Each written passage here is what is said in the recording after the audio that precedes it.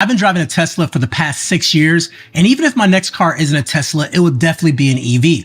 There are some hidden fees when buying Teslas and EVs in general that you don't know about but could cost you thousands of dollars. But don't sweat it, I'll cover all of them for you today. Number 1, at-home charging expense. This is the big one starting off when buying an EV. How will you charge it? You do have many options, and depending on which EV you go with, it'll determine your options. The recommended way from Tesla is by using their home connector, and it's $475. Or you can go the route that I went. I added a NEMA plug, which requires you to buy the mobile connector for $200, and the plug in your wall is around $30. In addition to whatever home connector you go with, you'll need an electrician, and those can run anywhere from a few $100s to thousands. A lot of states' energy providers do have rebates to help with installation costs. So you're already buying the new vehicle, but you're also paying anywhere from $1,000 to $2,500 just to charge the car. By the way, there is one thing on this list by the end of the year will cost me thousands of dollars, but this does require some laws to change here in Michigan, and we will get to that a little bit later in the video. Number 2, let's say you don't want to pay that setup fee for a home charger. Sorry, there's a hidden cost for that too. You'll be paying supercharger rates, which can be very costly. Supercharger rates are different depending on location. So for example, I found a supercharger near my house that is 37 cents per kilowatt. This charger would cost me around $28 per full charge. In comparison, there's another supercharger that is around 30 miles away from me. It's only 32 cents per kilowatt, which will cost me around $24 for a full charge. These superchargers price can change based on the time, based on the day, on usage, and other factors. Luckily, you can look up the price on the map in your car before heading to a charger. They also say time is money, and I do agree. I've been over to 20 different superchargers, and I will say I've noticed a significant inconsistent per charge. I've had to move my car to different chargers many times when charging to get the fastest speeds. Other times during charging, it will slow down and speed up, and many times the estimated time doesn't match the actual time. Also, 0 to 80% takes roughly 30 minutes of charging, but from 80% to 100% takes an additional 30 minutes due to the charging slowing down to reduce heat going to the battery. And also there are idling fees if you stay on the charger too long when the charging is complete. I found my electric bill went up $75 to $100, which is definitely cheaper for paying gas, but this leads us to the next thing. And this could be pretty big depending on where you live. Cold weather and efficiency. It makes your Tesla cost more to operate in the winter. You can lose up to half your expected range, which means you'll be charging more.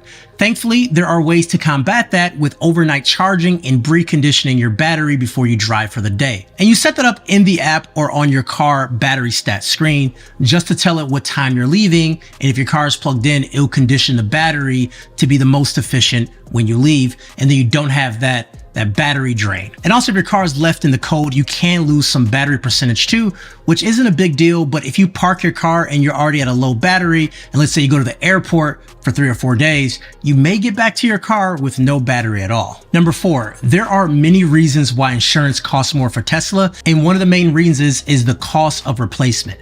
Tesla has been known to have historically high fees for repair and replacement, and also the length of repair, meaning you'll need a rental car for an extended amount of time.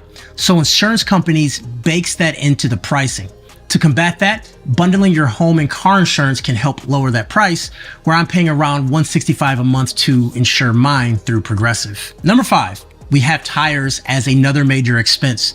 You'll rip through these tires so much faster than a traditional car, since the car has instant torque and EVs are very heavy due to batteries. I had to buy new tires at 13,000 miles, and these tires are costly. It cost me nearly $2,300 to replace the tires with the OEM equivalent all-season tires. The reason the tires cost so much is that because they have foam on the inside of the tires, which help with road noise and also range. Also, if you have the 21-inch tires like me, that will be an additional cost. Another hidden fee I didn't expect is when I bought my Model Y Performance, it came with summer tires. Now, for most of the country, this can lead to some unsafe driving conditions when winter comes. Although it's all-wheel drive, the car didn't handle well in the snow with these tires. Years ago, when buying a Tesla, you had an option for a cold weather package, which gave you all-season tires and also all-season floor mats. And this leads us to another hidden fee. These floor mats that come with the Tesla are very thin, and honestly, they don't hold up well over a winter. So I swapped the floor mats out to 3W liners, and a big thanks to them for sponsoring. What I love about these mats is that they're made from TPE material and not rubber. The edges are raised a bit, trapping in the water and any debris that you may attract it during the winter. Now this makes it easy to pull the liners out and hit it with some water or even clean it on the spot. The setup I got came with liners for pretty much anything that can get dirty.